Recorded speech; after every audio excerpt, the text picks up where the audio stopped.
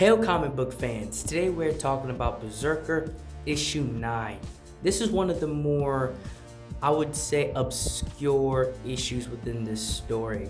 How the writers and the creators put this particular issue together is very strange, I would say. It's not very much dialogue, but it's more of action, right? The art itself and the visuals is doing most of the storytelling. As the story starts, you get this back and forth between Brzrkr, the son, reconnecting with the father, what looks like to be his actual father, this god or alien-like being from somewhere else.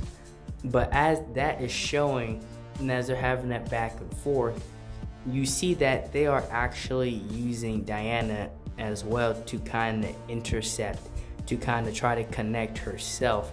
So they're using it as kind of like a trick to be able to connect to this, ultimate being, this life form, this god or alien, whatever it actually is.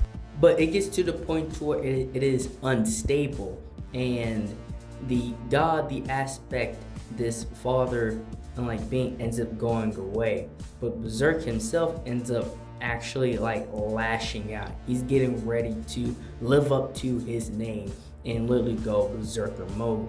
And this all was a massive mistake. Like, it's what they wanted to do, like the scientists, but the outcome of it is unlike anything that they could have anticipated. But the lead scientist, he's kind of like Stryker, right? The relationship with the scientist and Brzrkr himself is very much like how Logan, aka Wolverine, and Stryker's relationship was, to where it was very using, he was using him for various tasks and missions, etc. And Brzrkr actually goes berserk, and he's ripping everybody apart. And his goal, like, I'm not even sure if he had a goal in where he was trying to go.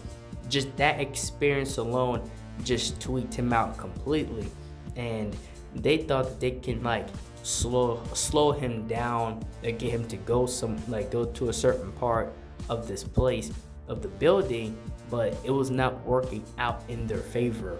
He's too powerful, he's too strong. Now his head is not even on straight.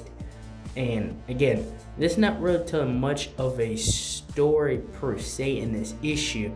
It's just showing the power and brute force and the destruction that this guy is capable of, because again, this is like an entire science project for them, right?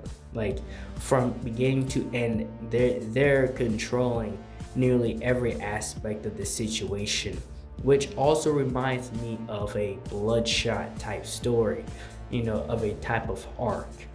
But as they was dealing with the situation, Diana comes along, and because of her newfound powers and abilities, she is able to like withstand this guy's like berserker rage, his ultimate like power. And she like shoots like these energy projectiles out her eyes into his. It ends up like completely nearly destroying him, and he's down for the count. But she continues what she's been saying, which is talk to me, and that is the end of the issue. Well, that's all I have for this video. Like, share, and subscribe for more, and thank you for watching, and share this video out if you enjoyed this video. Thank you.